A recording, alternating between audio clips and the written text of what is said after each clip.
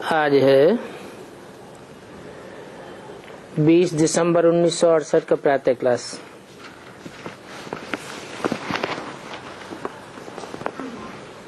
रूहानी बच्चों को बाप बैठ पढ़ाते हैं और ये तो सभी जानते हैं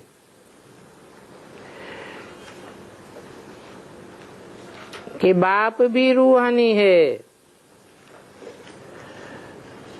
अभी बाप पूछते हैं कि पुरुषार्थ बड़ा या प्रारब्ध बड़ी।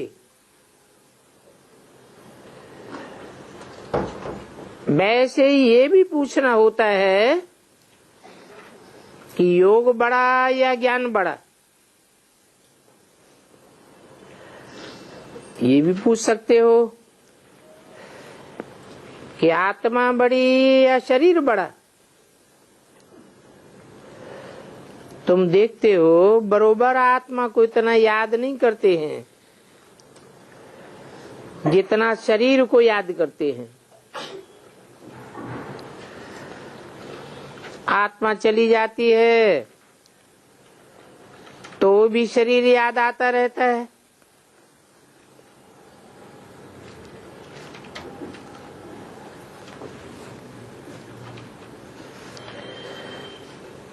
तो आत्मा बड़ी है शरीर। वैसे बाप पूछते हैं योग अर्थात याद बड़ी या ज्ञान बड़ा। कोई ने कहा याद। क्यों? कोई ने कहा याद से पावन बनना है। हाँ, तो मुख्य बात है पवित्रता की, और पवित्रता याद से ही आवेगी। इस समय सब पतित बने हुए हैं, इसलिए दुखी है। जब तक बाप को याद न करें तो पावन सुखी बन नहीं सकते और पद भी ऊंचा नहीं मिल सकता। तो दो चीजों में एक चीज बड़ी जरूर होती है। दो एक जैसे नहीं हो सकते। पवित्र बनने बगैर पवित्र धाम जा न सके। पवित्र बने तो ज्ञान की प्रारब्ध भी पा सको। तो विचार चलाना होता है याद अच्छी व ज्ञान अच्छा। तो जरूर कहेंगे कि पहले है ही मनमना भव, फिर पीछे कहा जाता है मध्याजी भव। ऐसे नहीं कि पहले मध्याजी भव फिर मनमाना भव कहें। नहीं, पहले मनमाना भव। बच्चों को मुख्य बात बाप कहते हैं अपन को आत्मा समझो और बाप को याद करो। बाप कौन है ये तो तुम ही समझते हो। मनुष्य कहते भी है अपन को आत्मा समझ बाप को याद करो।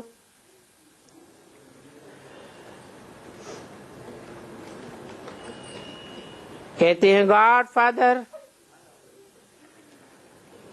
तो जरूर तुम सभी ब्रदर्स ठहरे और ये सभी जानते हैं।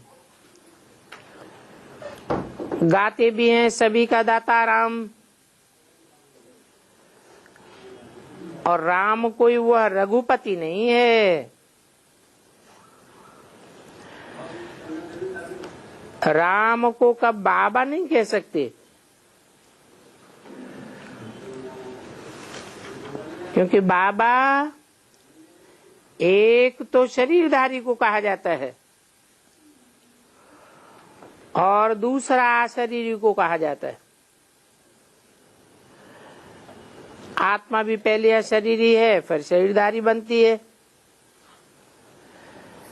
पहले हम आत्माएं बाप के साथ रहती है, फिर पार्ट बजाने के लिए लौकिक देहधारी के पास आते हैं। तो ये सभी बातें बुद्धि में याद रखनी है और तो सभी पढ़ाइयां भूल जानी।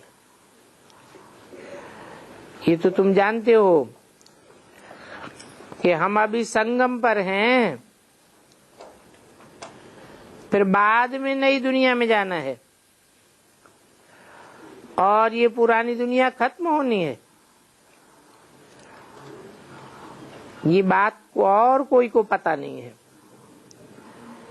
नई दुनिया में जाने के लिए पावन भी जरूर बनना है, दैवी गुण धारण करने हैं। पावन बनने के लिए बाप को पूरा याद करना है ताकि सभी पाप कट जाए। यही मुख्य बात है। अभी तो तुम पतित दुनिया में हो और पावन दुनिया में जाना है। ये पावन बनने का ज्ञान मनुष्यों के लिए ही है।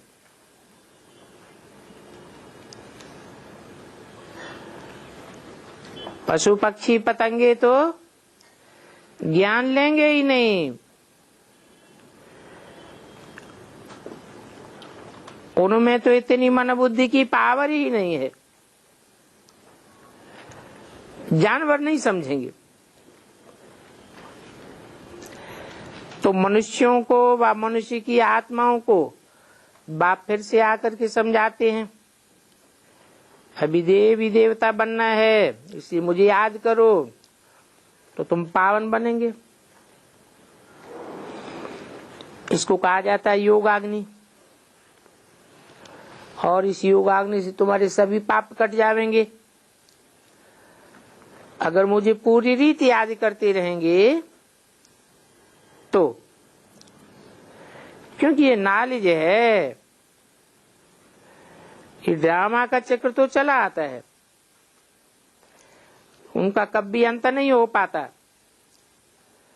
इनको कहा जाता है अनादि विनाशी ड्रामा। तुम्हारी बुद्धि में आता है बरोबर हम सतयुग और कलयुग के पार्टधारी हैं, ऑलराउंड एक्टर्स हैं।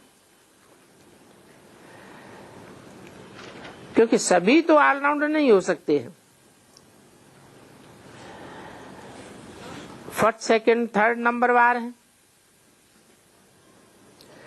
तुम्हारे में भी जो विजय माला में आवेंगे वो अच्छी रीति समझ सकेंगे।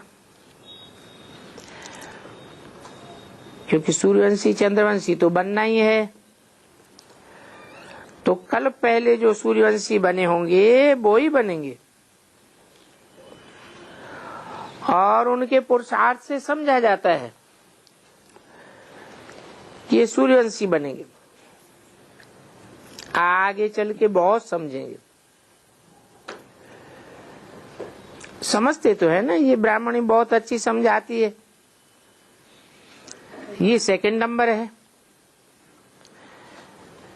बम्मा भी सबसे अच्छी समझाने वाली ब्राह्मणी थी। उनका आवाज भी कितना मीठा था, समझाती भी बहुत अच्छा थी।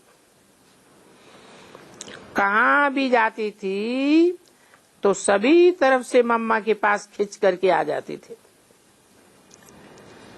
जितना जितना जो होशियार होता है उनके पिछाड़ी बहुत इकट्ठे हो जाते हैं, तो फिर वो ऊंच पद भी पाते हैं।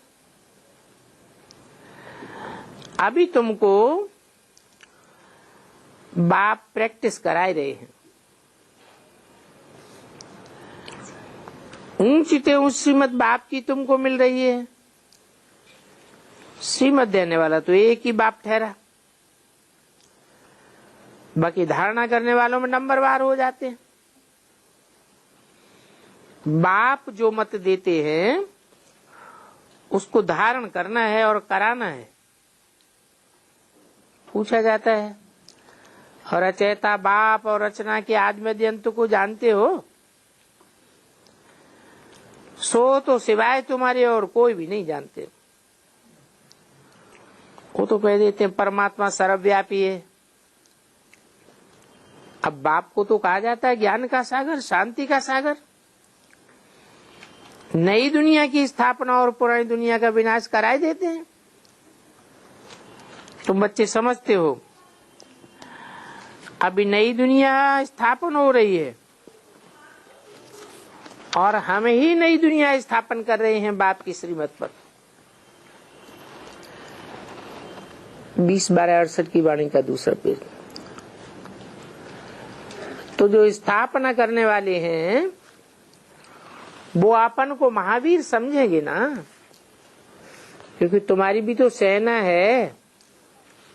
शिव शक्ति सेना कहो, पांडव सेना कहो, शक्ति मिली है तुमको शिव बाबा से। शिव बाबा ही सर्वशक्तिवान है। अभी तुम भी सर्वशक्तिवान बन रहे हो, बनेंगे ऐसे ही जैसे कल्प कल्पांतर बनते आए हैं। इसकी आदि अथवा अंत नहीं है, क्योंकि अनादि चक्र फिरता है। तुम्हारी बुद्धि में है हम कल्प कल्पांतर ये पार्ट बजाते आए हैं। शिव बाबा की संतान है, सर्वशक्तिवान की संतान है।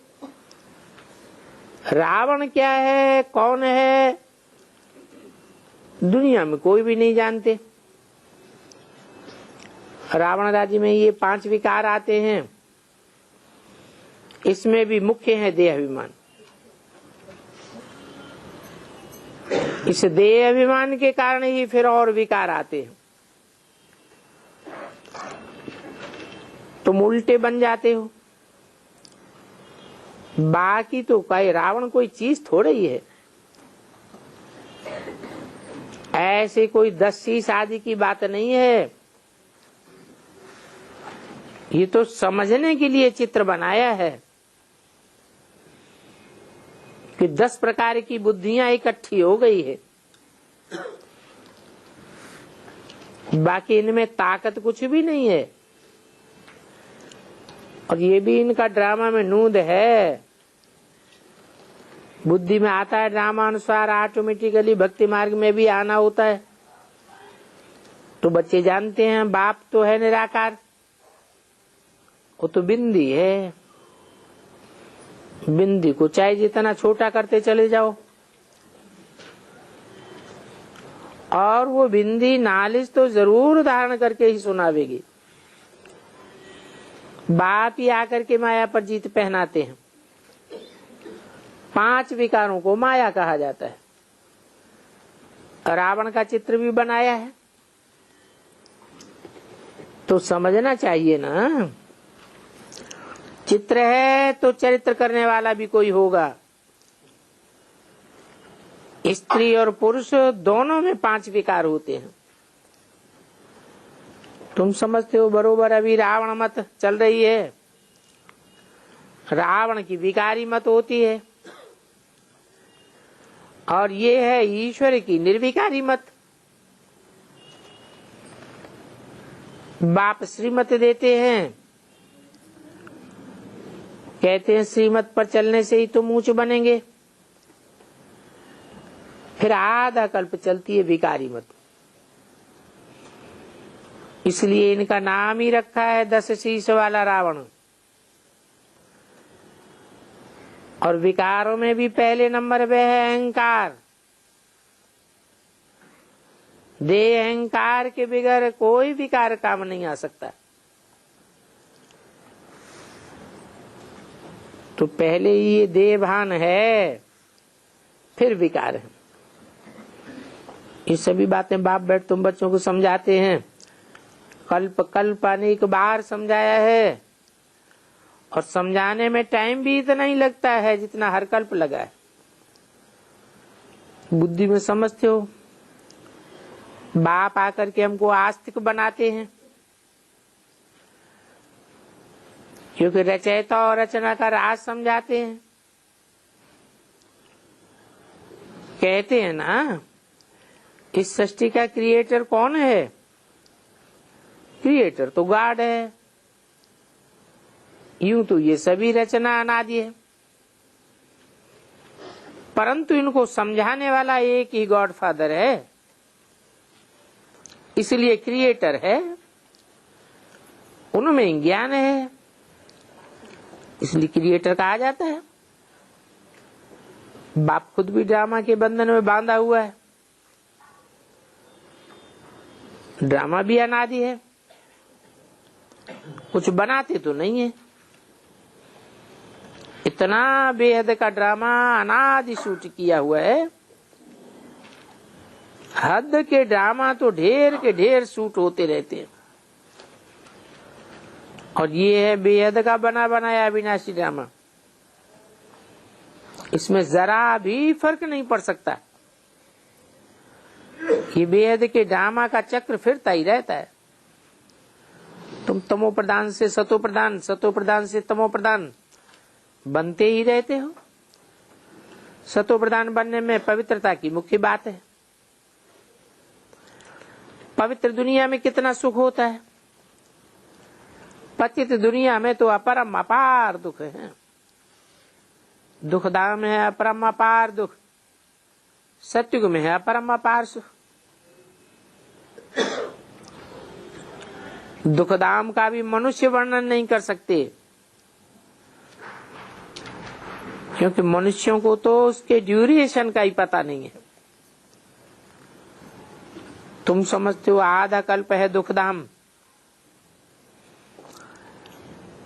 द्वापर में होता है सेमी दुख, कलयुग में होता है पूरा दुख, सतयुग में होता है पूरा सुख, त्रेता में होता है सेमी सुख।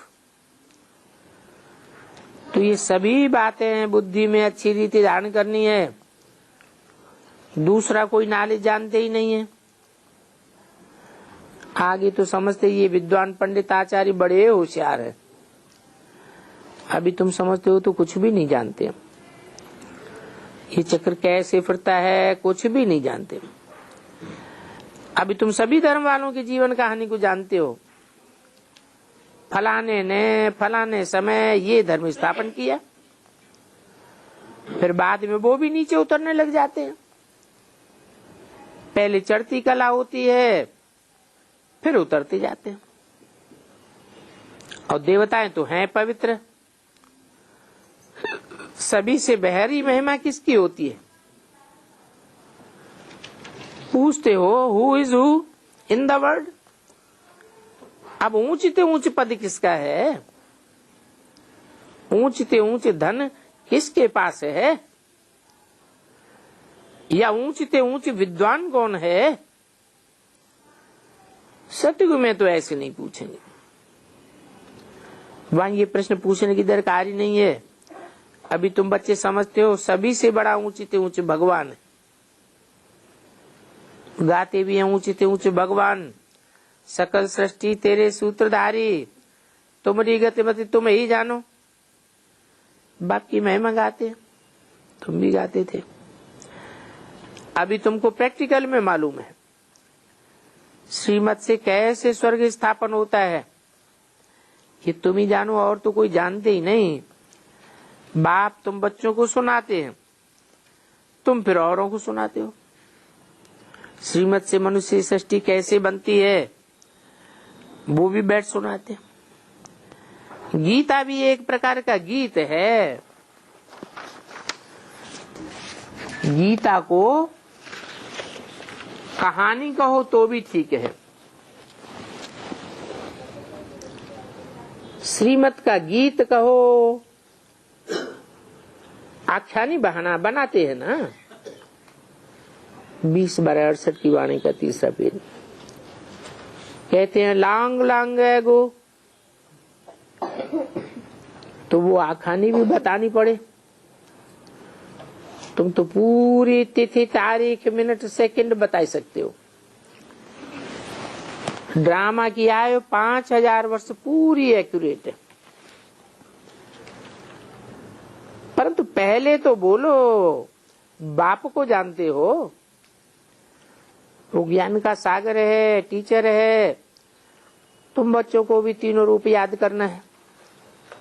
बाप को बाप तो सभी जानते हैं, सभी कहते हैं हम सभी ब्रदर्स हैं।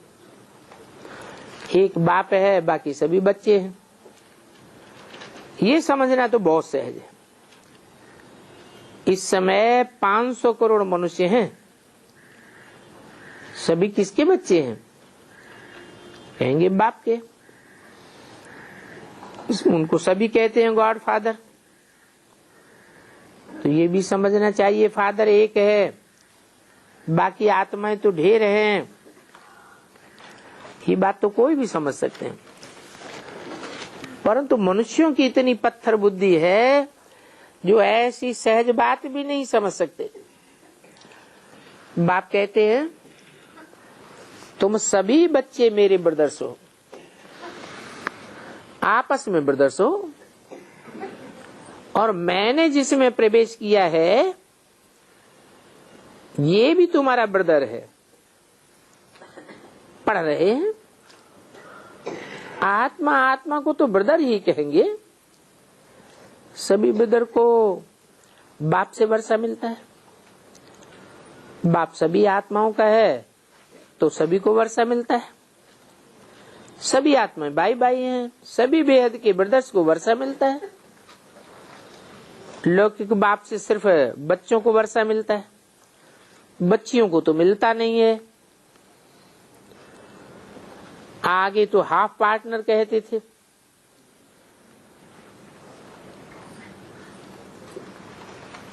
पहले कहते भी थे और प्रैक्टिकल में भी था। अभी तो सभी खा जाते हैं।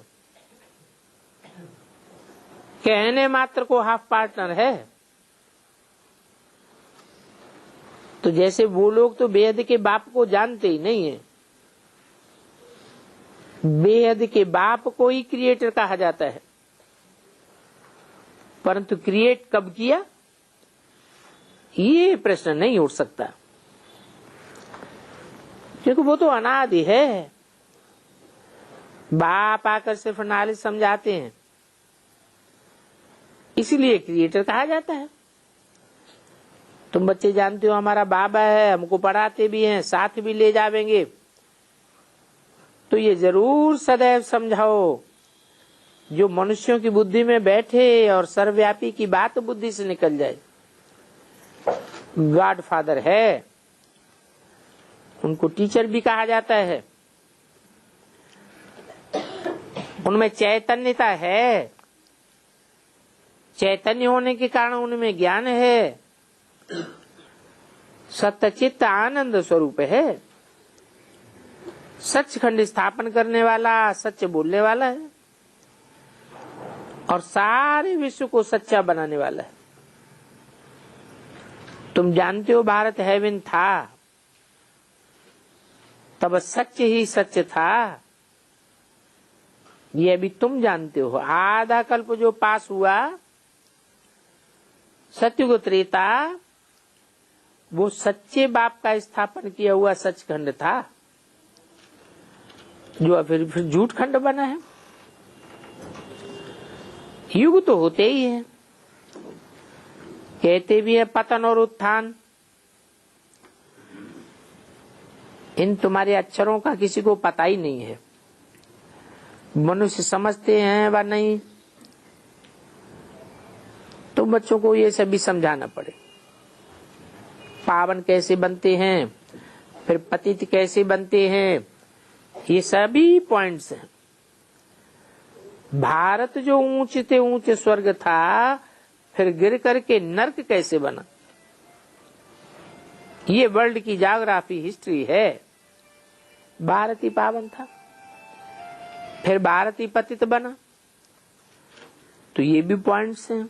भारत सत्य को पावन स्वर्ग कैसे बना, अभी वही भारत पतित कलयुग कैसे बना है। आओ तो हम हिस्ट्री ज्योग्राफी समझावें, और तो कोई कुछ भी नहीं जानते।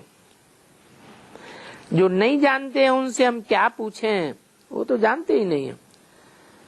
तुम्हारे सिवाय दुनिया में कोई नहीं जानते। क्योंकि बाप ने तो तुमको ही समझाया है।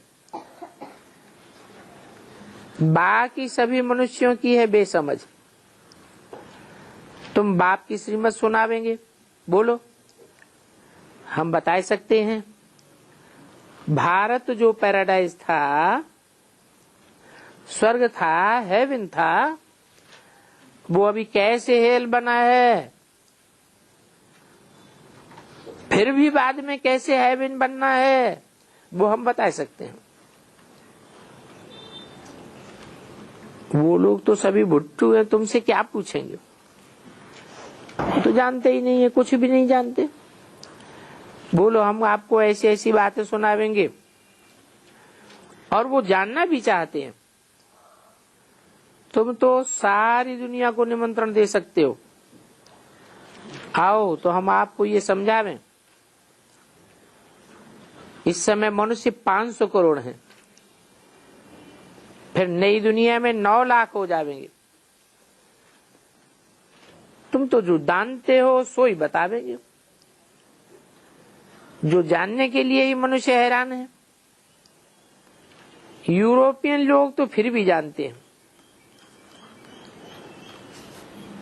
कि पैराडाइज था,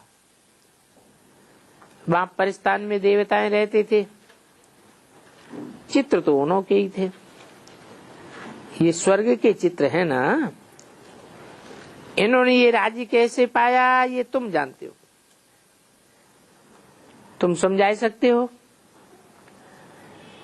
इसके लिए ही तुम सम्मेलन कर रहे हो। तुमको फिर किसने समझाया? वो भी बताना पड़े कि बेहद के बाप ने समझाया। वो आत्माओं का बाप है। हर 5000 वर्ष बाद बाप आकर सुनाते हैं। ब्रह्मा द्वारा नई दुनिया की स्थापना, शंकर द्वारा पुरानी दुनिया का विनाश, ये भी लिखा हुआ है।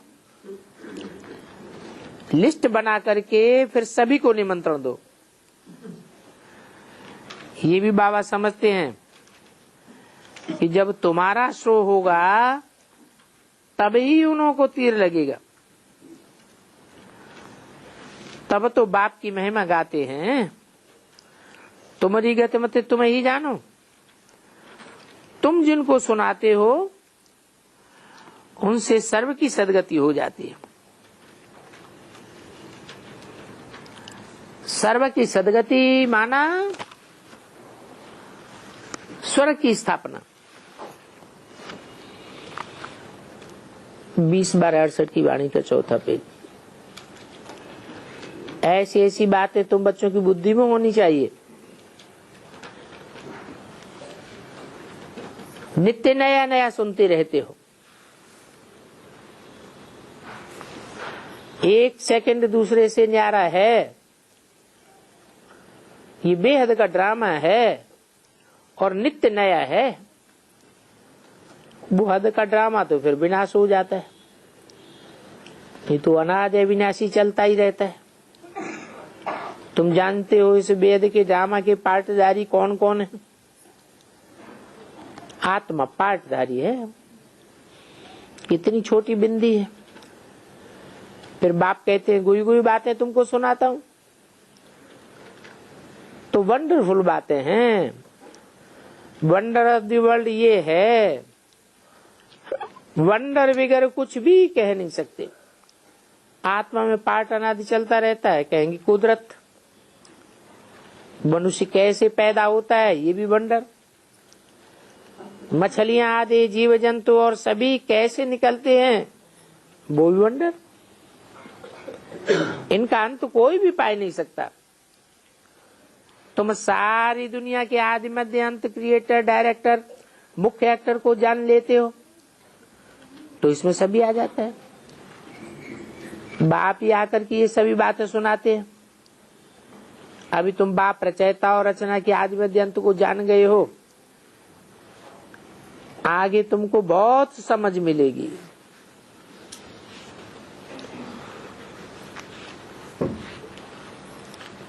समझ को ही साक्षात्कार कहा जाता है। बाकी सिर्फ साक्षात्कार से फायदा नहीं है। समझ भी तो चाहिए ना। तुम जानते हो हम ही राजी करेंगे विश्व पर,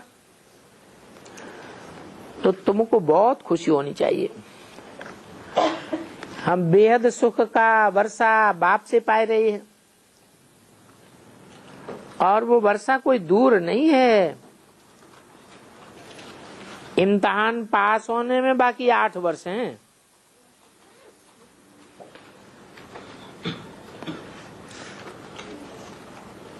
इनका भी तुमको साक्षात्कार होगा।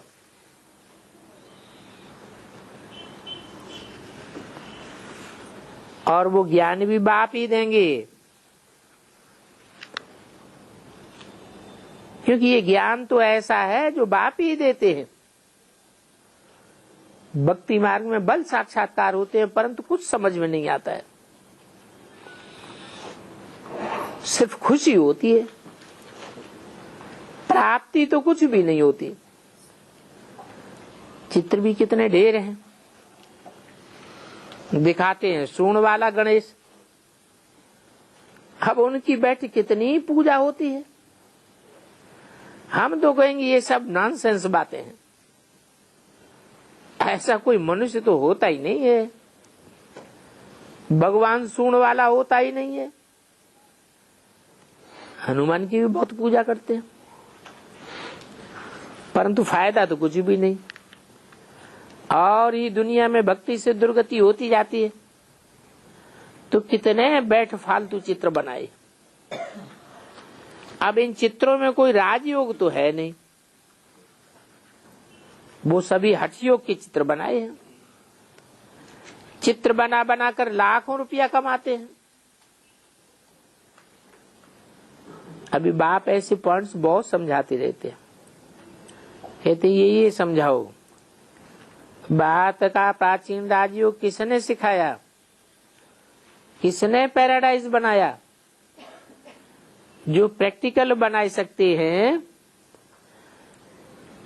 और उस प्रैक्टिकल पैराडाइज में जिनको आना होगा वो आवेंगे, तुम अखबार में भी डाल सकते हो। हम ये बातें समझा सकते हैं। माया भी कोई कम नहीं है। अच्छी अच्छी बच्चियों आदि को देखते हैं तो क्रिमिनल ख्यालात कितनी आ जाती है। तो ऐसों से बड़ी परहेज रखनी पड़ती है। संबंधियों की भी टेम्पटेशन कितनी होती है।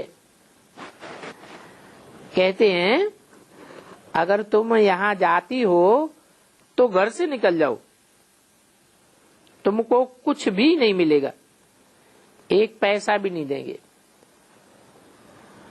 फिर समझते हैं पता नहीं मैं चला सकूंगा व नहीं चला सकूंगा, अंदर में बहुत गुटखा खाते रहते हैं। कहते हैं बाबा इनके पास धन तो बहुत है, ये तो लखपति हैं। अच्छा, वहां जाना है तो जो चाहिए सो करो। बाप समझाते हैं आज लाख मिले,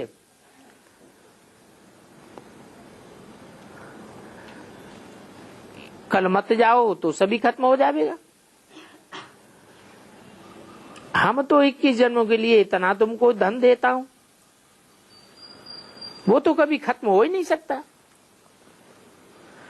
परंतु देखते हुए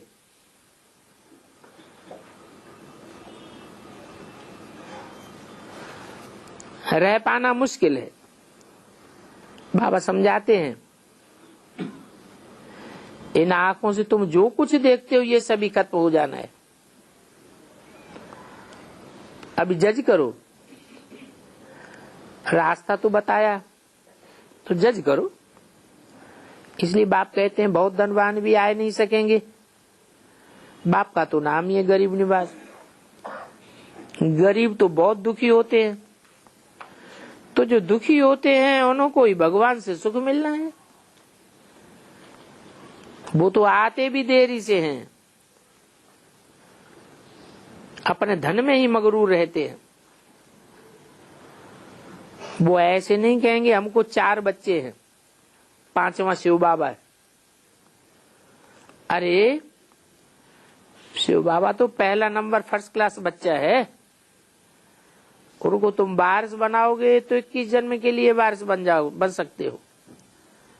मेहनत बहुत भारी है, बहुत अंदर में गुटखा खाते रहते हैं। बाप को बहुत याद करना है, तब तमो प्रधान से सतो प्रधान बन सकेंगे। कहते हैं बाबा माया हमको याद ही नहीं करने देती, बुला देती है। बाप कहते हैं तुमने तो प्रतिज्ञा की है, हम बाप के सिवा और कोई को याद नहीं करेंगे। भक्ति मार्ग में भी गायन है 21 जन्म का वर्षा तुमको कल्पांतर मिला हुआ है, तो याद पड़ना चाहिए। फिर भी बाप बच्चों को सावधान करते हैं, बाप को याद करते रहो, आगे चल करके सभी देखेंगे बरोबर ये विनाश का समय है। ये कलयुगी पुरानी दुनिया है, मनुष्य तो अभी घोर अंधियारे में पड़े हैं। जिसका गायन भी है, गायन है विनाश काले विपरीत बुद्धि विनश्यते। अच्छा, ओम शांति।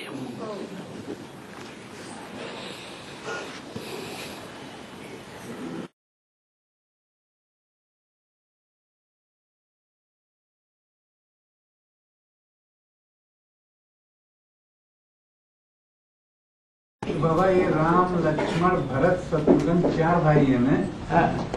तो राम लक्ष्मण, तो राम सूर्यवंशी हो गए, फिर चंद्रवंशी कहाँ गए? चंद्रवंशी सूर्यवंश कोई अलग से थोड़ा ही होता है, सूर्यवंश का अलग से अस्तित्व तो नहीं है। सूर्यवंश की राजाई अकेली नहीं चलती है, राजाई चलाने के लिए सूर्यवंश और चंद्रवंश दोनों ही चाहिए। ये प्रवृत्ति मार्ग का ज्ञान है। बाप आकर प्रवृत्ति मार्ग की स्थापना करते हैं, इसलिए धर्मों में भी प्रवृत्ति है। सूर्यवंश और चंद्रवंश साथ ही हैं। और गायत्री माता का बताते हैं, लेकिन बाप धरती गायत्री माता के बारे में बताते हैं। अरे जब वह माता है तो पिता तो जरूर होगा, माता कैसे बन गई बिना पिता के? त्रिमूर्ति के बारे में नहीं बताते हैं? अरे 3 माताओं का गायन है, तो उनके साथ उन माताओं के पीछे 3 पिताएं नहीं लगे हुए हैं? ब्रह्मा विष्णु शंकर को कोई जानते नहीं है क्या? अरे सारी दुनिया तो ब्रह्मा विष्णु शंकर के बारे में जानती है, त्रिदेव के बारे में। त्रिदेव हैं तो त्रिदेवी भी हैं, 3 देवियां भी मुख्य हैं और 3 देवता भी मुख्य हैं। 3 देवताओं का भी विशेष गायन है और 3 देवियों का भी विशेष गायन है। गायन है इसलिए उनका नाम रख दिया है गायत्री। तीनों की शक्ति इकट्ठी भरी हुई है। और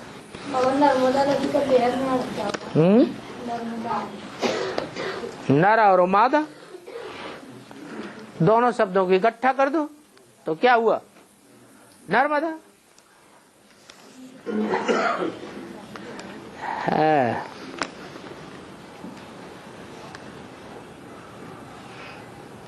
अरे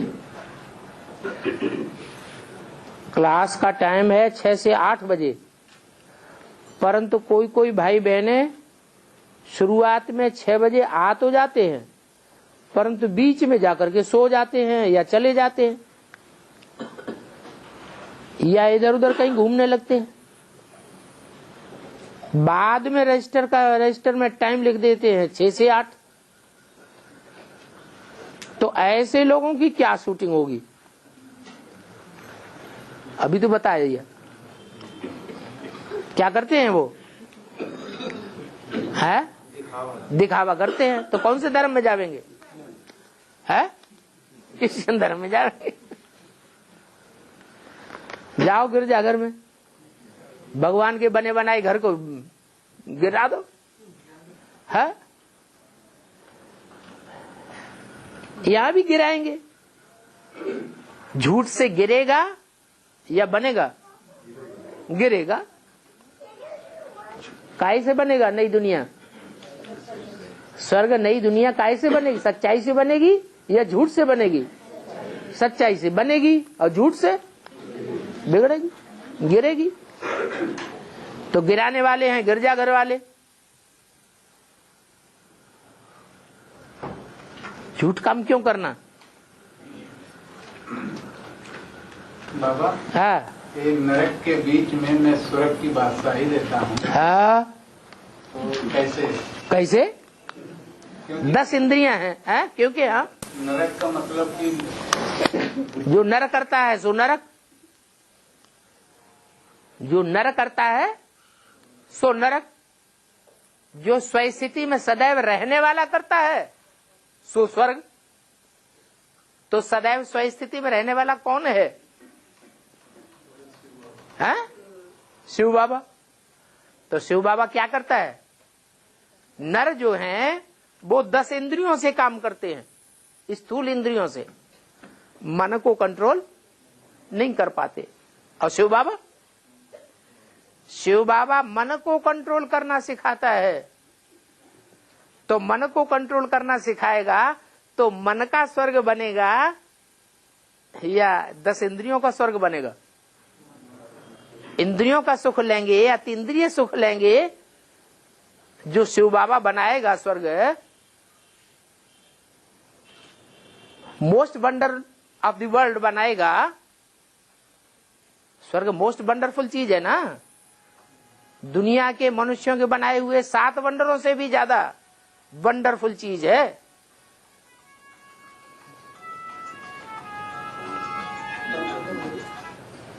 तो वो वंडरफुल चीज शिव बाबा की बनाई हुई है। और शिव बाबा जिस वंडरफुल चीज को बनाता है वो वंडरफुल चीज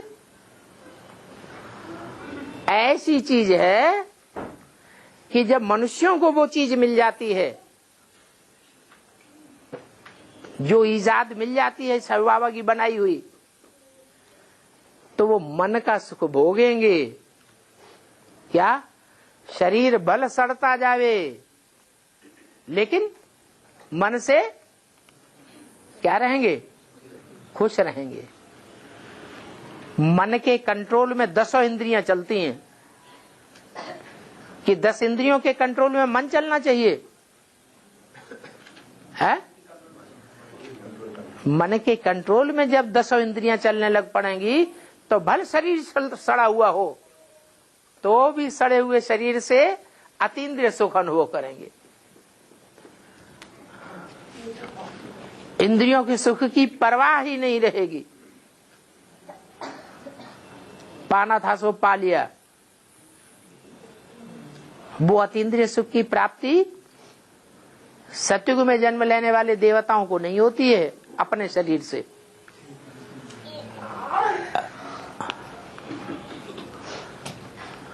और बाबा 23 करोड़ आत्माएं जो देवता बनेगी, 23 करोड़ आत्माएं देवता बनेगी द्वापर में, तो उसमें कन्वर्ट भी तो होंगे। कन्वर्ट होने वाले ही होते हैं वो। वो कन्वर्ट होने वाले कच्चे देवता ही हैं। और 20 करोड़ में भी कन्वर्ट होने वाले हैं। 10 करोड़ में जो त्रेता के अंत तक बनते हैं उनमें भी कन्वर्ट होने वाले हैं। 9 लाख को छोड़ करके बाकी सब क्या हैं? वो सब कन्वर्ट होने वाले हैं।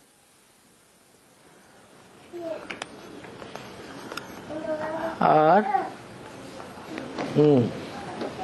बाबा छठ पूजा में जो प्रसाद आदि भेजते हैं, अगर उस प्रसाद को भट्ठी की हुई आत्मा खा लेती है तो प्रसाद बनाने वालों या देने वालों के यहाँ क्या जन्म लेना पड़ेगा?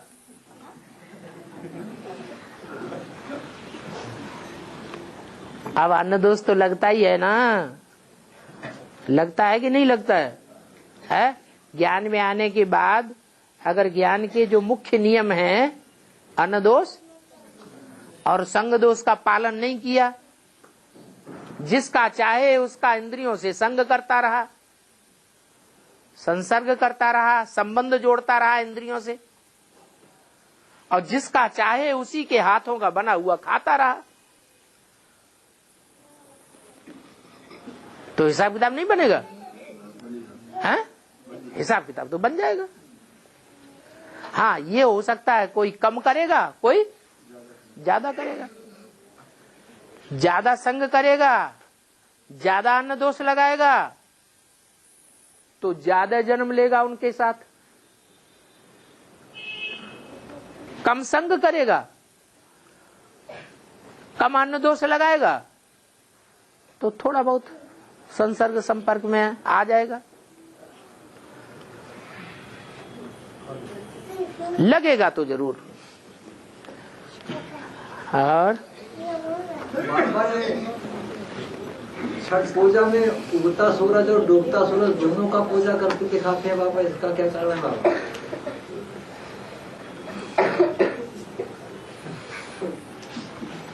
छठी का दूध याद आ जाएगा।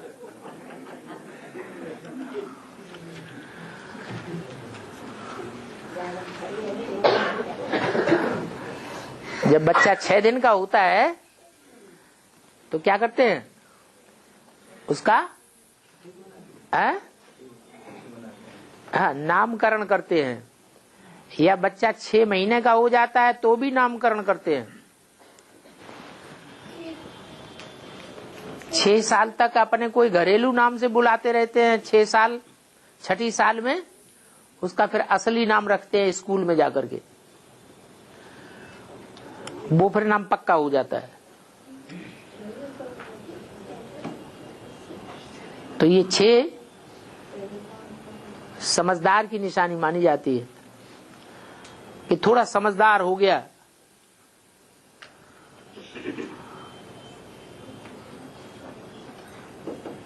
ज्ञान सूर्य जब उदय होता है तो भी समझदारी काम आती है, और जब ज्ञान सूर्य अस्त होता है तो भी समझदारी काम आती है कि अब ज्ञान सूर्य अस्त हो गया, अब जो संग का रंग लगाना है, ज्ञान सूर्य तो साकार में नहीं मिलेगा, तो सोच समझ के संग लगाना है या ऐसे ही लगाना है? हैं? सोच समझ के लगाना है। इसलिए उगते सूर्य की भी पहचान हो, मान्यता हो, और अस्त होते हुए सूर्य की पहचान होनी चाहिए। सन 68 में मां के रूप में जो ज्ञान सूर्य कार्य कर रहा था वो अस्त हो गया, तो उस समय माउंट आबू की यादगार बनी हुई है उस समय की, सनसेट पॉइंट। अभी ज्ञान सूर्य फिर प्रत्यक्ष होने का टाइम आ गया, तो माउंट आबू में यादगार बनना शुरू हो गई। क्या? Sunrise point.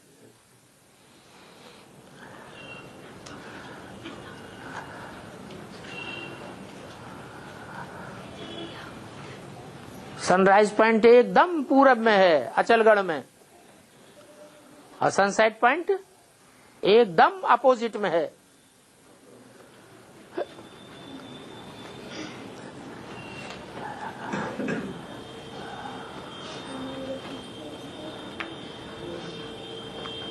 पश्चिमी सभ्यता की नारायणों का जब बोलबाला था तो माता के रूप में पार्ट बजाने वाला ज्ञान सूर्य अस्त हो गया। अभी फिर उदय हो रहा है। दोनों की पहचान जरूरी है। जिनको पहचान नहीं है वो फिर ब्रह्मा कुमार कुमारियों के चक्कर में आ गए। और बाबा ये कश्मीर माने क्या होता है? काश माने तेज होता है। काश माने तेज, काश्य माने तेज होता है। का आधा सा और या, काश्य माने तेज। काश उर्दू का शब्द है। काश मैं राजा होता।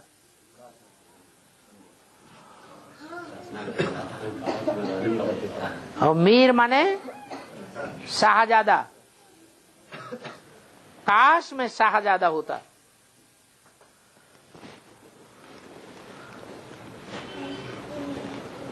जो शाहजादा होता है वो सम्राट के लिए उसके माथे का मौर होता है। बाप बच्चे को अपने सर माथे पर चढ़ाते हैं तो भारत का मस्तक मौर है कौन? कश्मीर। और प्रसाद के लिए है प्रसाद जो छठ का होता है तो उसमें जो अन्न तो है, लेकिन मान लीजिए उसके साथ फल कोई है, फल हाँ केला है, सेब है या और कोई चीज है, हाँ और अपना कोई बहुत नजदीकी है तो वो फल या जो वहाँ से भेजते हैं जम्मू कश्मीर से जो लोग आते हैं वो दर्शन करके, हाँ उस लाई के साथ अखरोट वोट रहता है। हाँ। ज्यादा अगर वो प्रेस डालने तो फल लिया जा सकता है। और लाई भूनता कौन है? लाई नहीं उसमें अखरोट रहता है। हाँ अखरोट हाँ फल रहता है, हाँ। क्या वो फल लिया जा सकता है उनकी संतुष्टि के लिए? वो भाव प्रधान विश्व रचिरा का, वो भाव की बात अलग है। तुम्हारा भाव क्या है लेने के पीछे? सेवा करने का भाव है या खाऊं खाऊं का भाव है?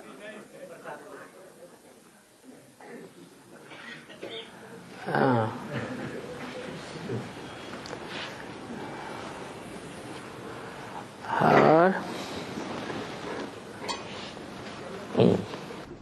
और भाई पाप का बाप कौन है? पाप का बाप देह अभिमान। ये अभी तक समझ में नहीं आया है? ये समझ में नहीं आया।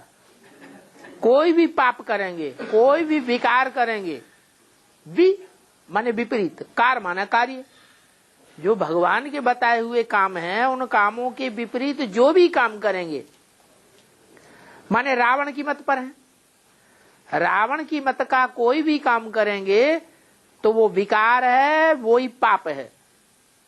और उस पाप का बाप है देह अभिमान।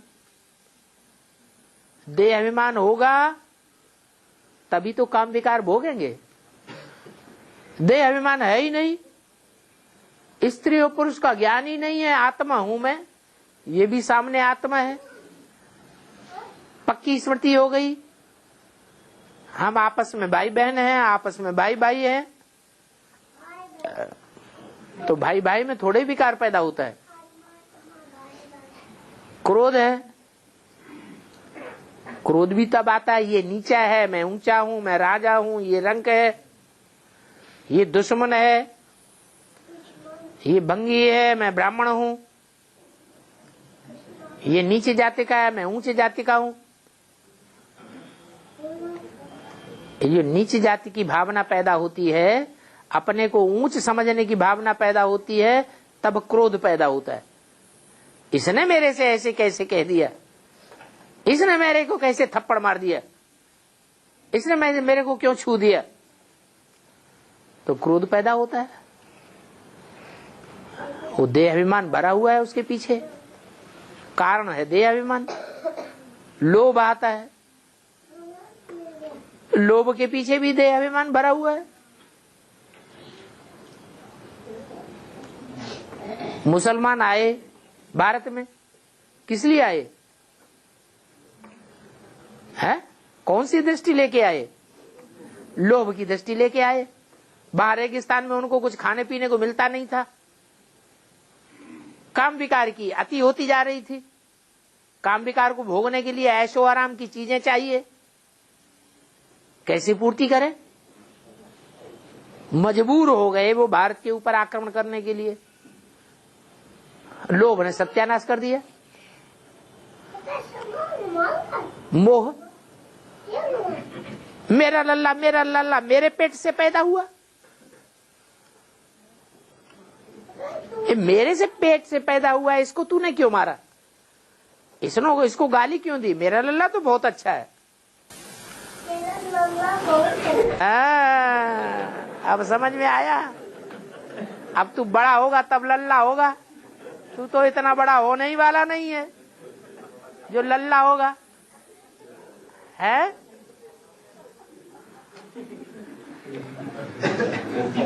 अरे इधर नहीं देखता है, वो लल्ला पैदा करेगा कि नहीं? अरे तूने तो उंगली दबा ली मुंह में, है? तो वो मोह का जो कारण है वो क्या हुआ? देह अभिमान, मेरी देह से पैदा हुआ लल्ला। ऐसे ये अहंकार।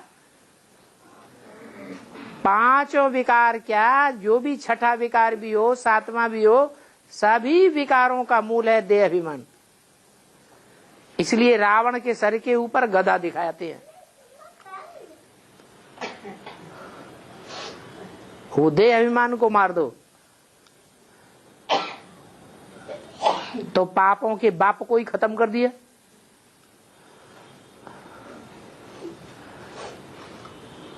पाप होंगे ही नहीं। अब देह अभिमान मरे कैसे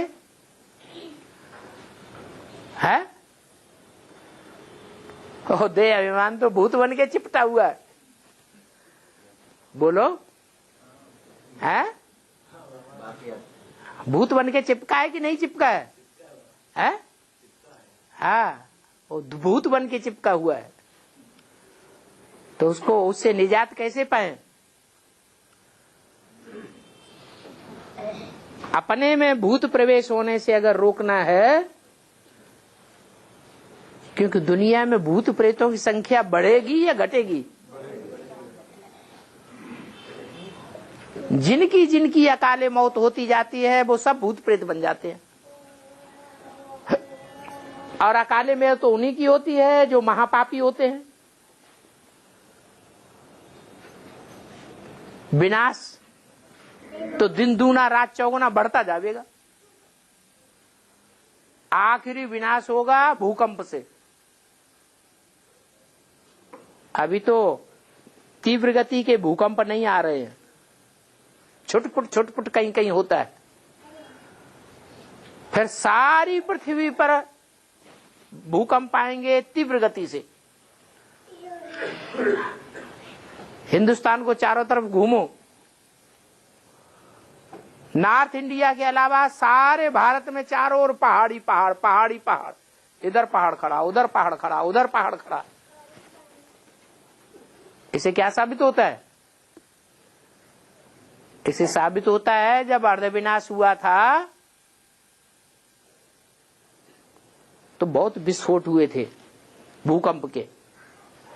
जहां जहां भूकंप होते हैं, विस्फोट होते हैं, वहां वहां पृथ्वी के अंदर से ढेर सारा लावा निकलता है और वो पत्थर बन जाता है ऊंचा ऊंचा, वो ही पहाड़ कहा जाता है।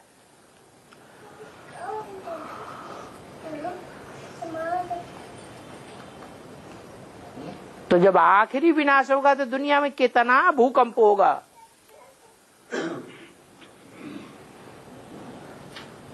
पृथ्वी की ऊपर जो पापों का भार चढ़ा है, हमारी गर्मी के वो सारी गर्मी बाहर निकल पड़ेगी। और भूकंप में ये जो बिल्डिंगें बनी हुई हैं 100-100, 150-150 मार की, देश विदेशों में बनाते चले जा रहे हैं। एक एक बिल्डिंग में कितने आदमी रहते होंगे? है? अरे अंदाज लगाओ कितने रहते होंगे? एक एक बिल्डिंग में हजारों आदमी रहते हैं। और ऐसी बिल्डिंगों की पूरी कॉलोनी होती है, बड़ी बड़ी कॉलोनियां। ढेर के ढेर मरेंगे और वो सब क्या बनेंगे? भूत बनेंगे। वो सब भूत, उनका उद्धार होगा कि नहीं होगा? वो ज्ञान लेंगे कि नहीं लेंगे? थोड़ा बहुत लेंगे। कैसे लेंगे? वो प्रवेश करेंगे। इस महा मुसीबत से कैसे पीछा छूटे?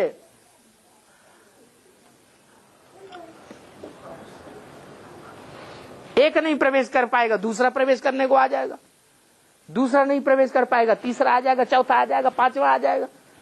वो तो चारों तरफ से घेरे ही रहेंगे। कब इसकी स्मृति क्षीण हो, कब आत्मिक स्मृति घटे और मैं इसके ऊपर सवार हो जाऊं।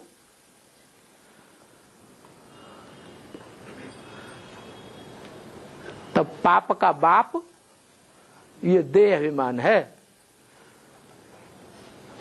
और बड़मूला ट्रायंगल में तो बहुत बड़ा जखीरा है उनका।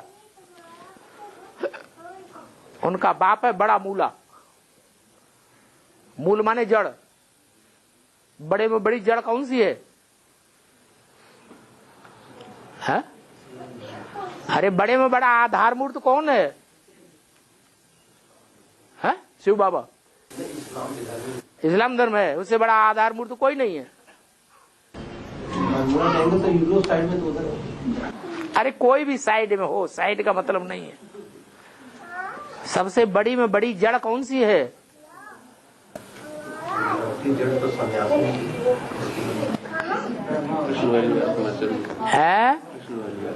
है कृष्ण वाली आत्मा ही सबसे बड़ी जड़ है, बड़ा मूला है। वो महाभूत है, भूतनाथ उसी का नाम है। क्या है? वो है तो भूतनाथ है। अब वो बच्चों में ही प्रवेश करता है कि किसी दूसरे में प्रवेश करता है? बच्चों में ही प्रवेश करता है। उसकी बुद्धि में तो बैठा हुआ नहीं है। क्या क्या नहीं बैठा है? कि गीता का भगवान कोई और है। वो तो अपने को ही समझता है मैं ही पति परमेश्वर हूं, मैं ही पति परमेश्वर हूं, मैं ही विश्व पिता हूं। जब मैं ही विश्व पिता हूं तो सारा कब्जा मेरा होना चाहिए, किसी दूसरे का होना चाहिए? मेरा होना चाहिए। तो प्रवेश करके उल्टे काम कराएगा। और ऐसे ढेर के ढेर भूत प्रेत है जो उल्टा ही काम कराते हैं। इससे बचा जाएगा कैसे बाबा?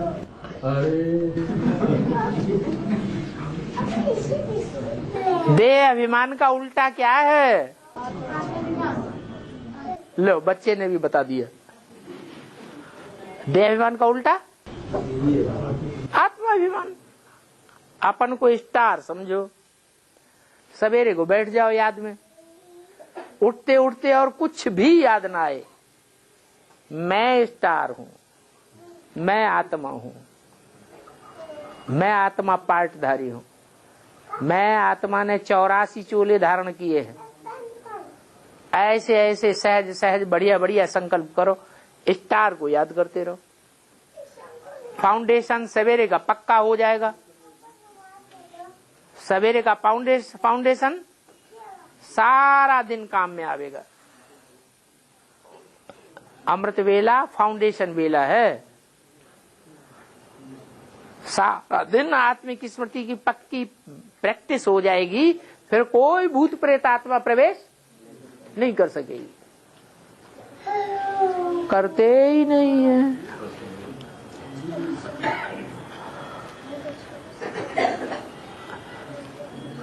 बहानेबाजियां सब बनाएंगे। बाबा ये जो भूतों का नाम निकृष्ट की आत्मा है, तो अव्यक्तवाणी चलाते हैं जो, वो तो बाबा ही करते हैं। लेकिन याद में चलाते हैं कि बेयाद में चलाते हैं? याद में चलाते हैं। और जो कवि लोग हैं, कविता करते हैं, ये जो महाभारत लिखा हुआ है, भागवत लिखी हुई है, ये जो अच्छे अच्छे ग्रंथ बनाए हुए हैं, जो सारे के सारे अभी संगम युग में लागू हो रहे हैं, वो कौन से भाव में विभोर होकर के लिखे गए हैं? देवान में लिखे गए हैं कि आत्माभिमान में लिखे गए? तो बस ऐसे ही बाबा भी वाणी चलाते हैं, वो बात अलग है।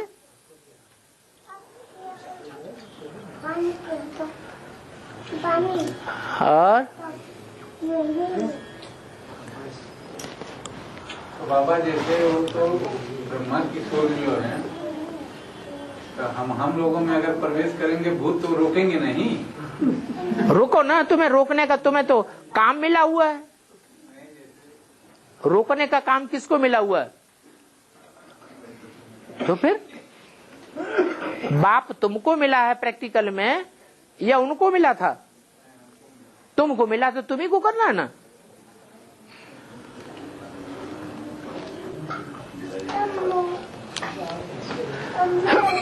पेटू, पेट है ना, पेट, फिर कहते हैं पेटू। हाँ, तू पेटू राम है कि नहीं? अरे बोल तो, फिर शर्म आ जाती लड़कियों की तरह। पेटू राम है कि नहीं? अरे पेट में भर भर के खाता है कि नहीं? खाता है? अरे बोल, फिर शर्म आता है। तक तू पेटू राम है कि नहीं? सवेरे से शाम तक खाता है? नहीं खाता, झूठ बोलता है, चुप रहता है। तो जो बहुत खाने वाला होता है उसको कहते हैं पेटू राम। किसी ने प्रश्न किया है, पेटू के पीछे राम शब्द क्यों लगाते हैं? अच्छा बताओ, शास्त्रों में कोई व्यक्ति ऐसा आया है जो बहुत खाता है? हैं? भीम। भीम को दिखाते हैं कि शास्त्रों में कि बहुत खाता था। वो तो स्थूल पेट की बात समझ ली उन्होंने, लेकिन है कौन से पेट की बात है? बुद्ध रूपी पेट की बात है। माने मनन चिंतन मंथन सबसे जास्ती किसने किया? भीम वाली आत्मा ने किया। इसलिए उसको कहते हैं पेटूराम। ब्रकोदर है, जैसे भेड़िया होता है, सड़ा गला जो कुछ भी मिलता रहेगा वो खाता ही रहेगा, खाता ही रहेगा। ताजा मांस मिल जाएगा तो खाएगा ही, लेकिन सड़ा सड़ाया जो शेर का छोड़ा हुआ मांस भी अगर मिल गया 2-4 दिन पड़ा हुआ तो वो भी खा जाएगा। इसको कहते हैं पेटूरम। भोग भोगने में भी ऐसे ही है। अलाय बत्तुर जो कुछ मिले, गुलाब का फूल मिल जाएगा सो तो खाएगा ही। आक धतूरा मिलेगा वो भी नहीं छोड़ेगा, वो भी खा जाएगा। तो उसको कहते हैं पेटूराम। समझ में आ गया? किसने दिया? चलो किसी ने भी दिया हो।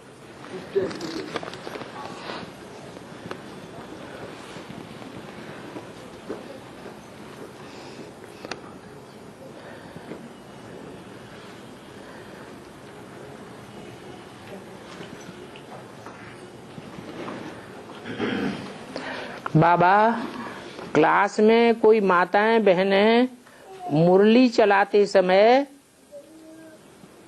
बातें करते हैं, समझाने से भी नहीं सुनते, फिर भी बातें करते रहते हैं या जोर जोर से हंसते हैं।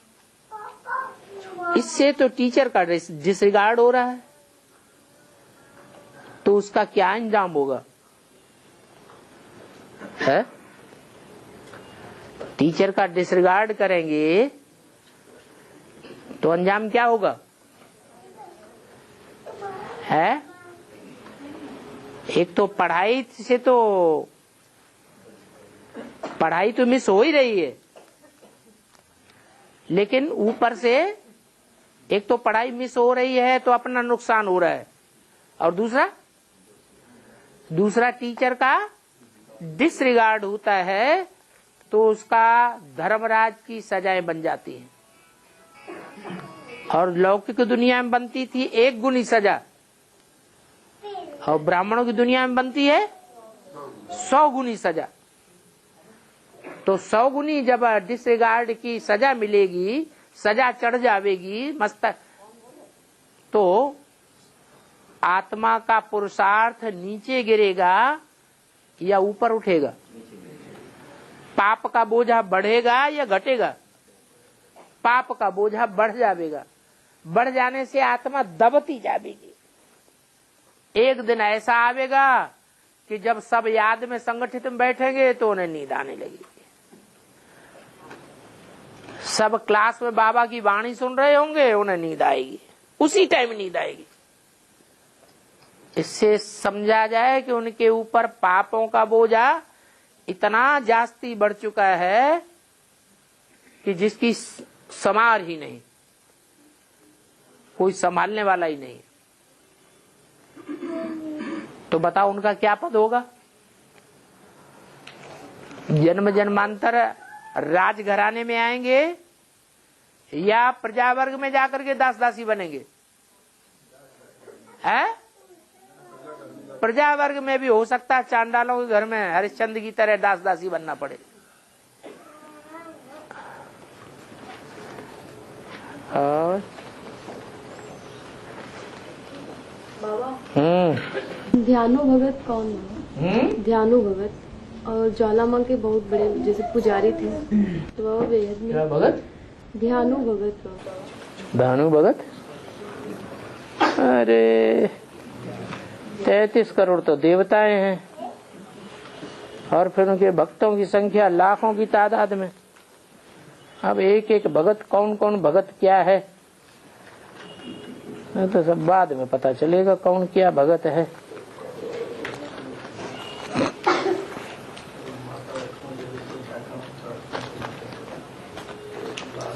है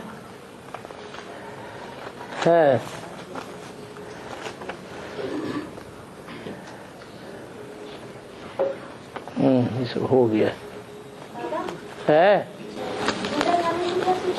झूठा खाने से संग का रंग कम लगता है क्या?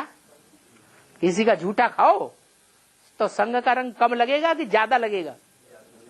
कई गुना ज्यादा लगता है। क्या सबसे ज्यादा झूठा कौन खाते हैं? झूठा माने इसके मुंह में डाला फिर उसके मुंह में डाला। अरे इंद्रियों से झूठा किया फिर वो ही खा लिया। तो इंद्रियों से झूठा किया हुआ चीज जब कोई दूसरा खाएगा, इंद्रियों में से क्या निकलता है? गंध निकलता है कि चंदन निकलता है? गंध निकलता है। तो किसी का झूठा निकाला हुआ खाया तो ज्यादा गंध खाया या कम खाया? ज्यादा खाया। ज्यादा खाया तो ज्यादा संग का रंग लगेगा कम लगेगा? सबसे ज्यादा झूठा कौन खाते हैं? मुसलमान नहीं, पति पत्नी। वो सबसे ज्यादा संग का रंग लगता है।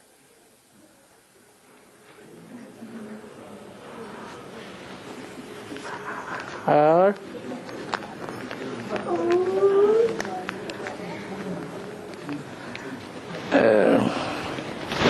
ओम शांति।